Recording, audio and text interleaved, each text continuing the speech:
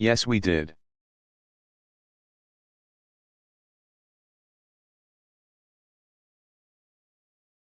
Yes, we can. Thank you.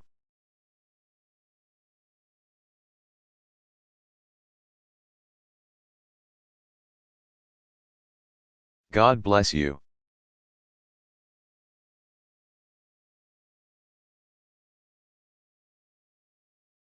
And may God continue to bless the United States of America.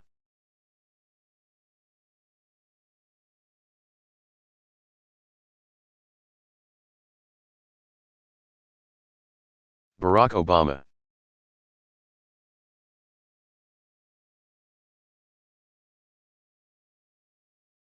Farewell remarks at Joint Base Andrews.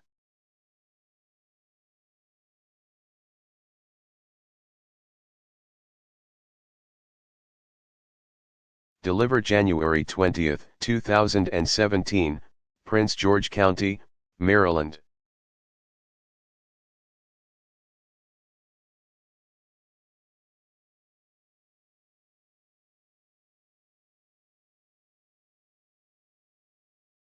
Michelle and we've really been milking this goodbye thing, so it behooves me to be very brief.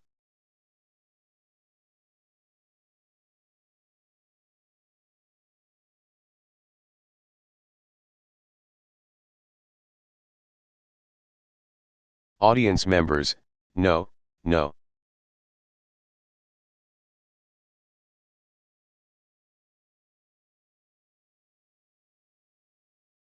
President Obama, yes, yes.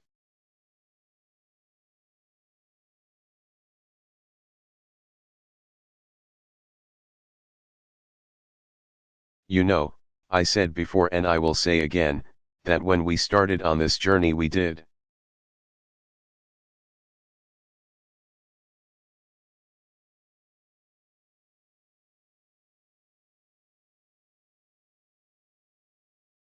So with an abiding faith in the American people and their ability, ability.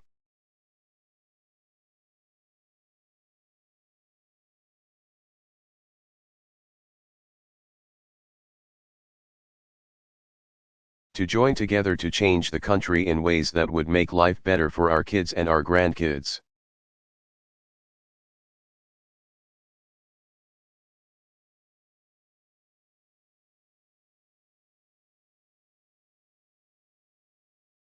That change didn't happen from the top down, but it happened from the bottom up.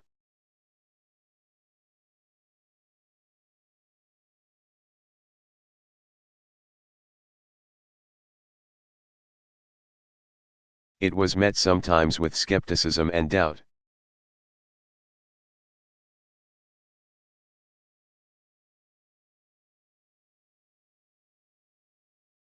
Some folks didn't think we could pull it off.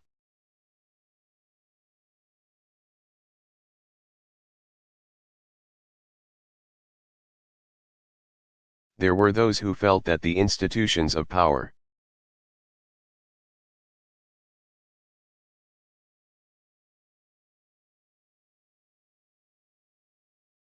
and privilege in this country were too deeply entrenched.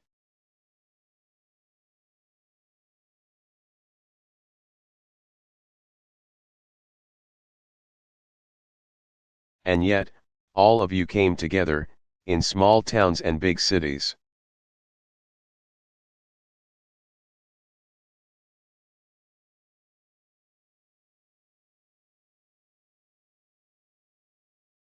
A whole bunch of you really young, and you decided to believe.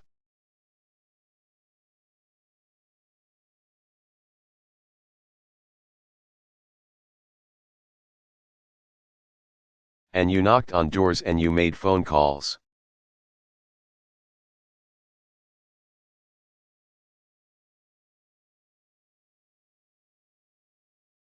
And you talked to your parents who didn't know how to pronounce Barack Obama. And you got to know each other.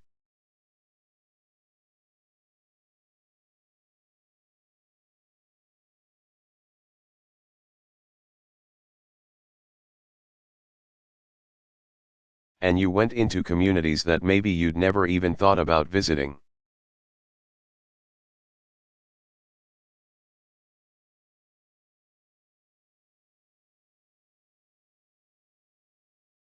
and met people that on the surface seemed completely different than you.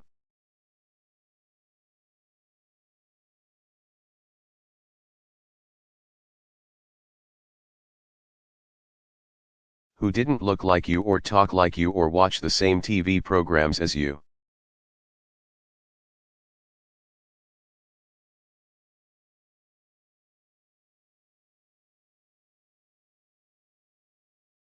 And yet, once you started talking to them, it turned out that you had something in common.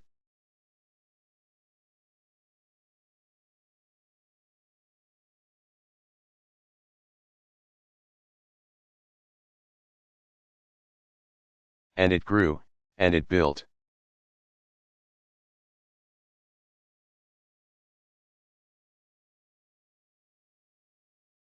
And people took notice.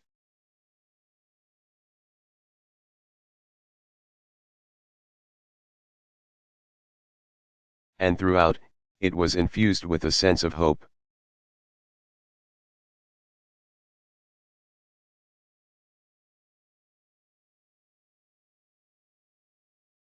And as I said in 2004, it wasn't blind optimism that drove you to do all this work. It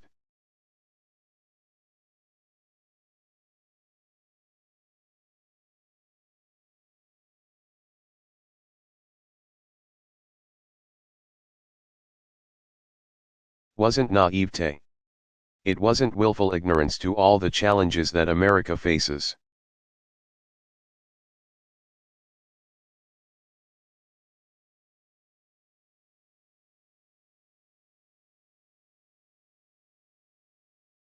It was hope in the face of difficulty, hope in the face of uncertainty.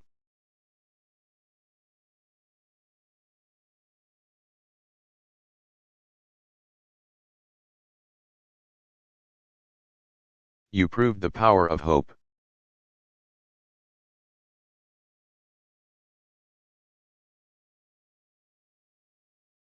And throughout this process, Michelle and we've just been your frontmen and women.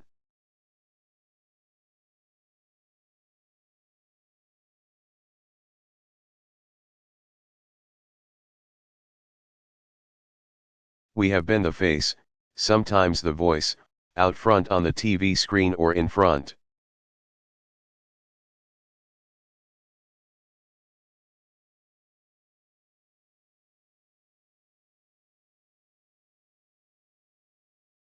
Of the microphone. But this has never been about us. It has always been about you.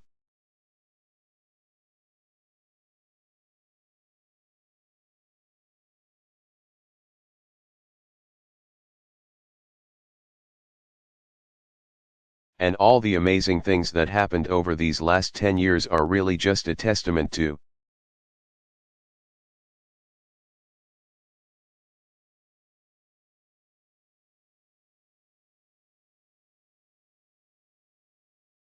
you, in the same way that when we talk about our amazing military and our men and women in uniform,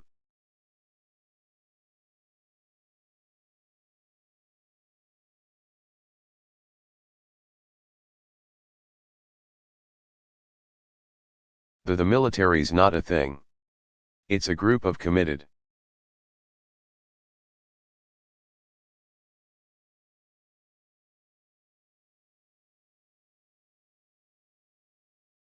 Patriots willing to sacrifice everything on our behalf.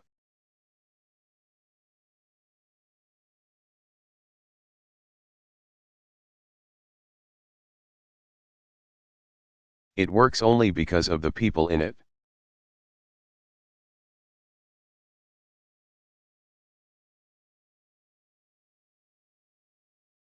As cool as the hardware is, and we've got cool hardware as cool as the machines.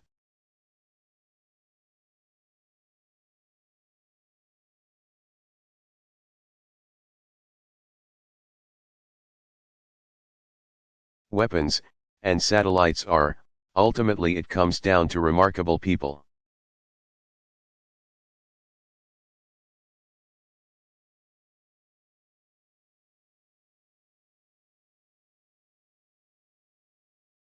Some of them a lot closer to Malia's age than mine or Michelle's.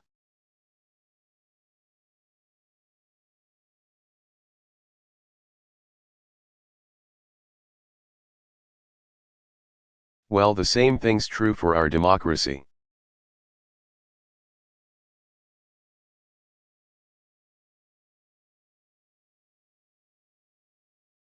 Our democracy's not the buildings, it's not the monuments, it's you being willing to work to make things better.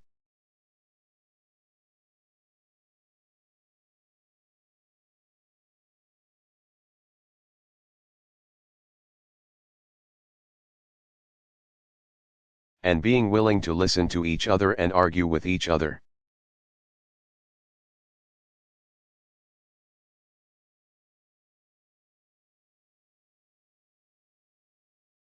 And come together and knock on doors and make phone calls and treat people with respect.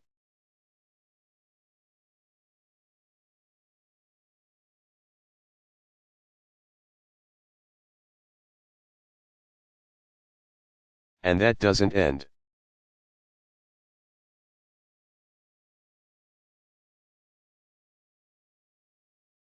This is just a little old pit stop.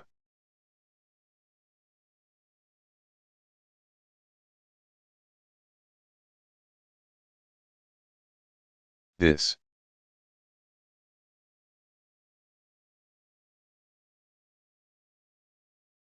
is not a period. This is a comma in the continuing story of building America.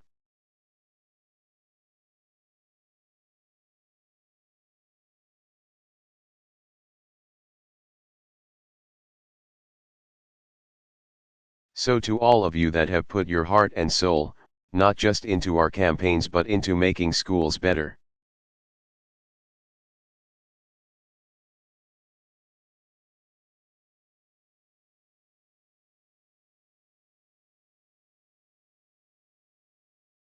Making sure our veterans got the care they needed, making sure that we left behind a planet that is safe and secure for our kids.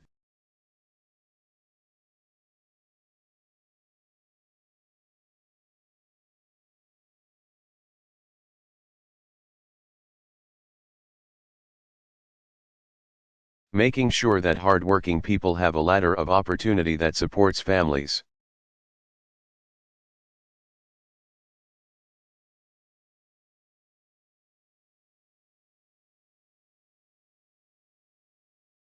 For all of you who have just done amazing, remarkable work, most of it unheralded.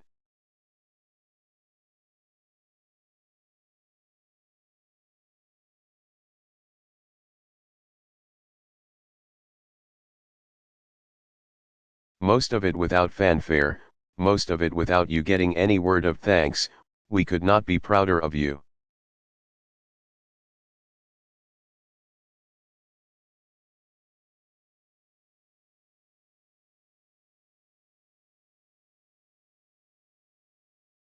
I could not be prouder. This has been the privilege of my life, and I know I speak for Michelle as well.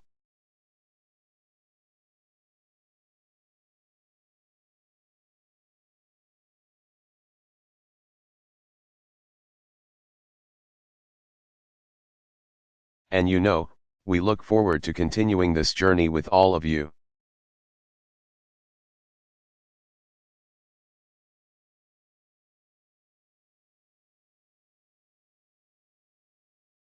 And I can't wait to see what you do next.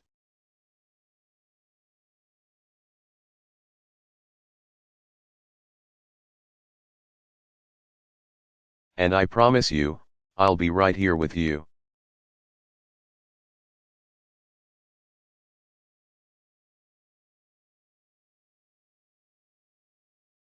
All right?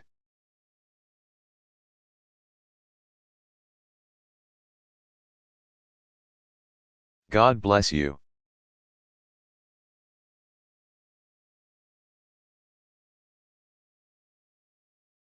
Thank you, everybody. Yes, we did. Yes, we can.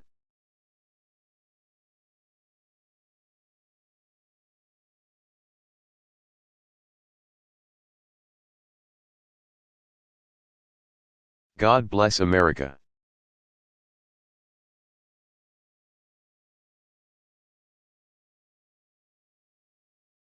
Barack Obama.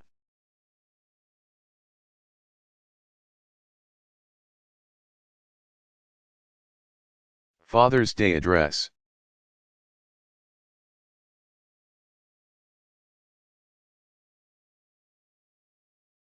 Delivered June 21, 2010.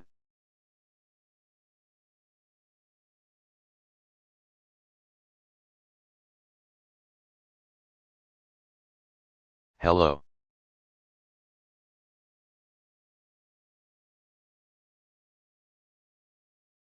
Hello, everybody.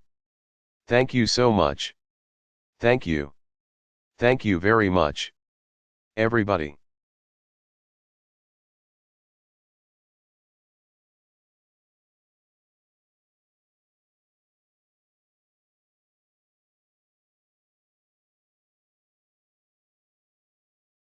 Please have a seat.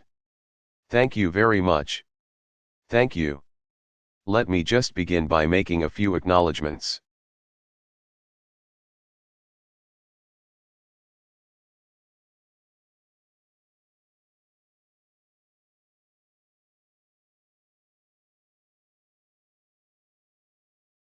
First of all, I've got some outstanding fathers here in the first row who aren't seeing their kids.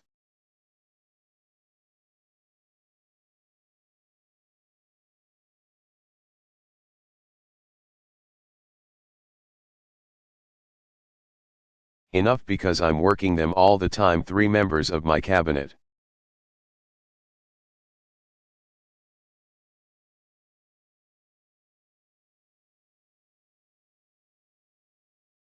Secretary of the Treasury Tim Gaithner, Attorney General Eric Holder and Secretary of Commerce Gary Locke are here.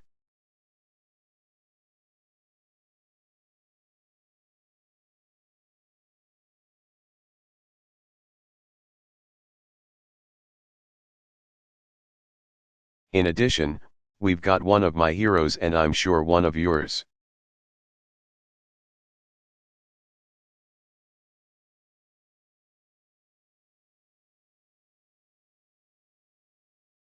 Somebody whose shoulders I stand on and allowed me to become President of the United States.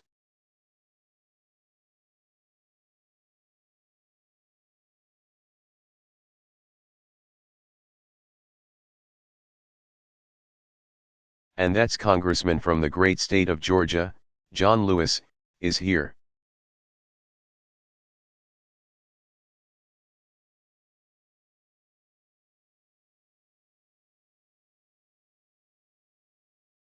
A fierce advocate on behalf of the District of Columbia, Congresswoman Eleanor Holmes Norton is here.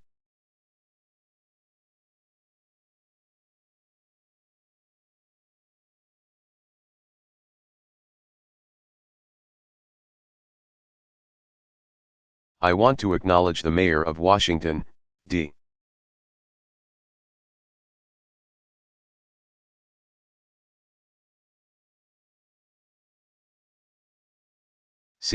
Adrian Fenty in the House.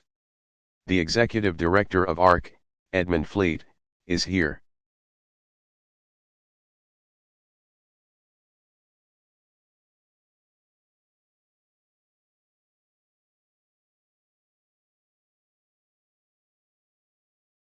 I want to thank all the panel discussion participants who are involved in today's events.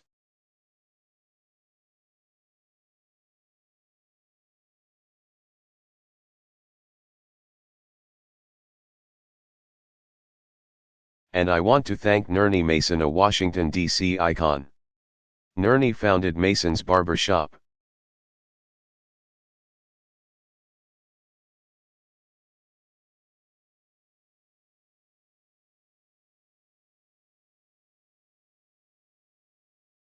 In 1961. That's the year I was born. It's still going strong. He is here with his children.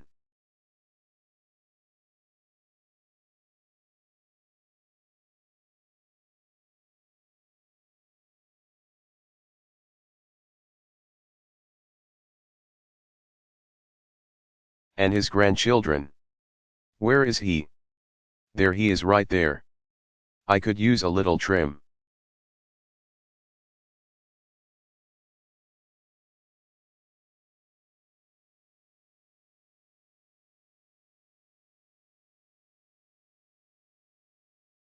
1 year ago this week, we kicked off a national conversation on fatherhood and personal responsibility.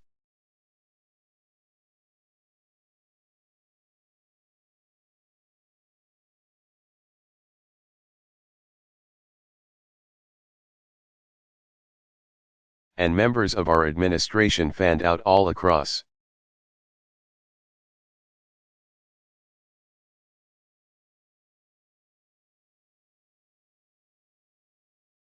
The country to hear from fathers and families about the challenges that they face.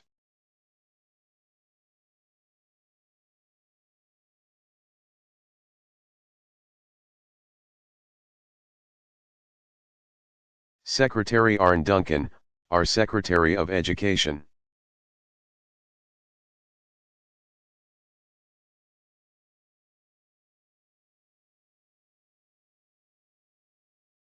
Held a discussion in New Hampshire about the link between fatherhood and educational achievement.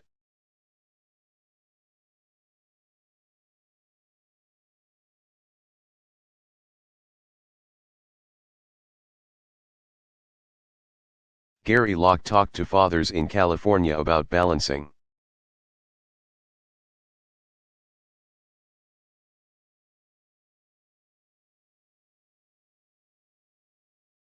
the needs of their families with the demands of their jobs.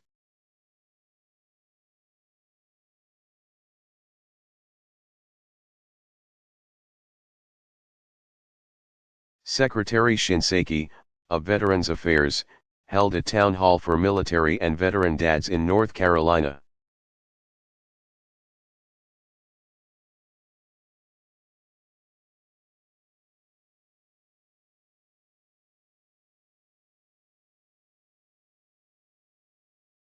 And Attorney General Holder traveled to Georgia for a forum about fathers in our criminal justice system.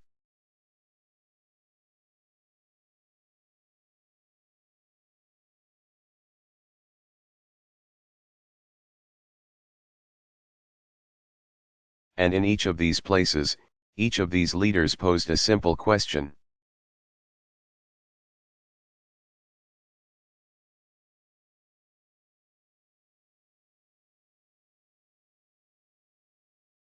How can we as a nation, not just the government, but businesses and community groups and concerned citizens, how can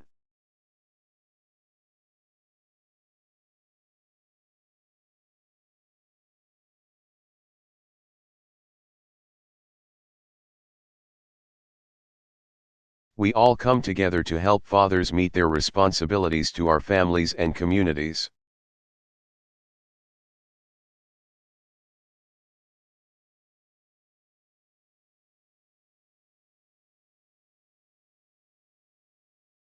And we did this because we know the vital role fathers play in the lives of our children.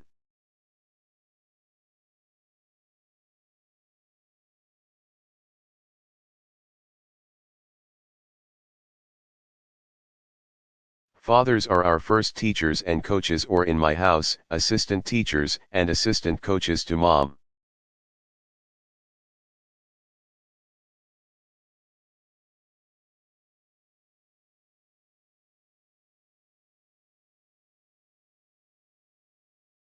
But they're our mentors, our role models.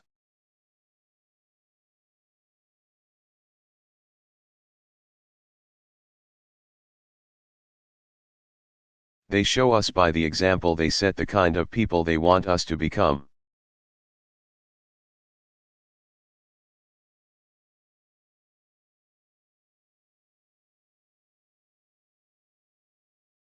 But we also know that what too many fathers being absent means too.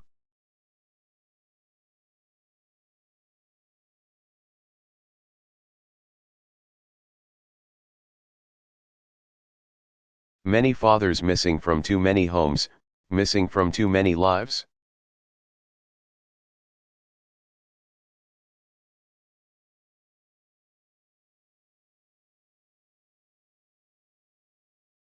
We know that when fathers abandon their responsibilities, there's harm done to those kids.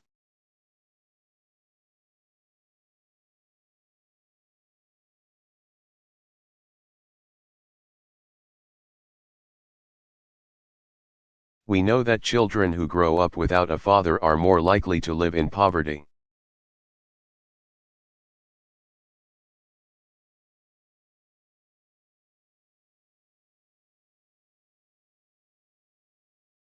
They're more likely to drop out of school.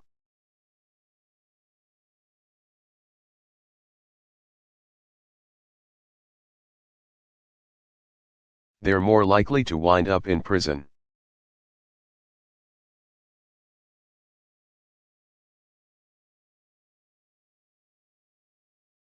They're more likely to abuse drugs and alcohol.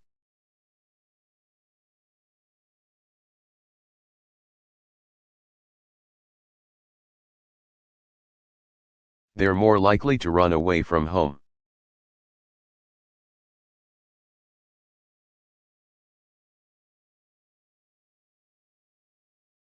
They're more likely to become teenage parents themselves.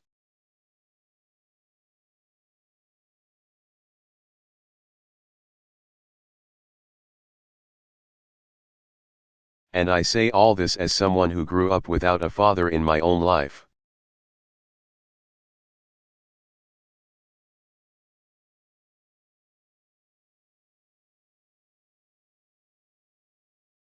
He left my family when I was 2 years old.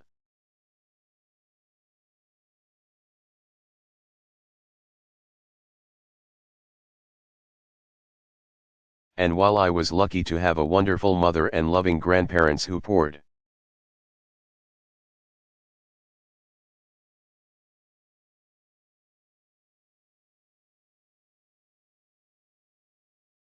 everything they had into me and my sister, I still felt the weight of that absence.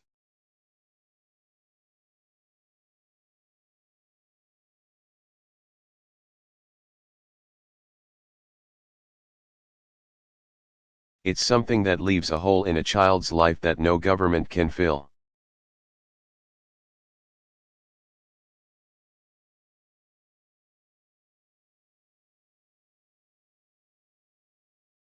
So we can talk all we want here in Washington about issues like education and healthcare and crime.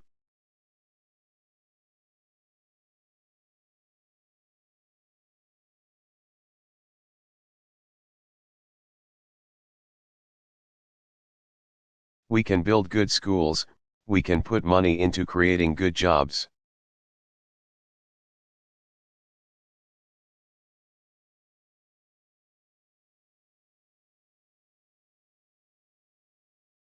We can do everything we can to keep our streets safe, but government can't keep our kids from looking for trouble on those streets.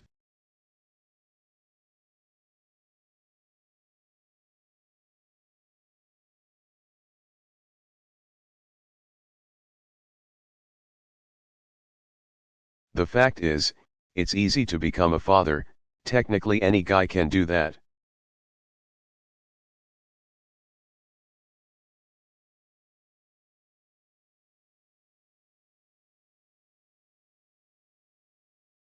It's hard to live up to the lifelong responsibilities that come with fatherhood.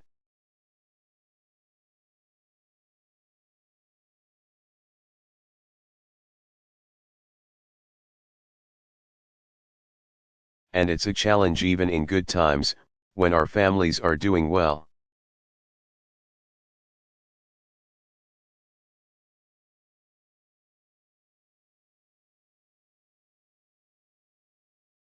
It's especially difficult when times are tough, families are straining just to keep everything together.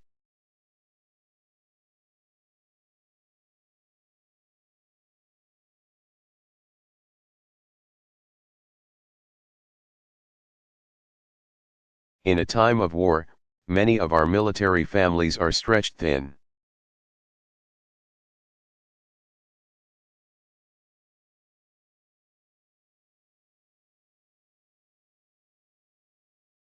With fathers doing multiple tours of duty far away from their children.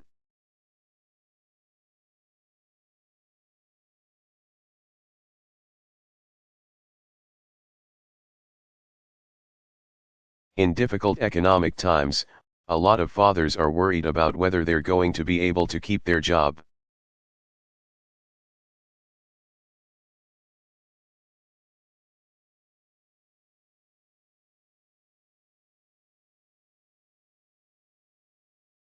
or find a job, or whether they'll be able to pay the bills and give their children the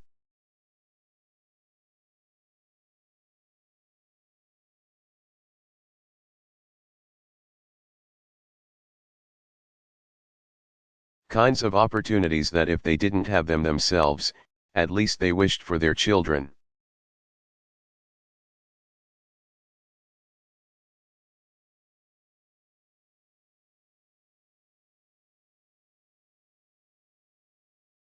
And there are a lot of men who are out of work and wrestling with the shame and frustration that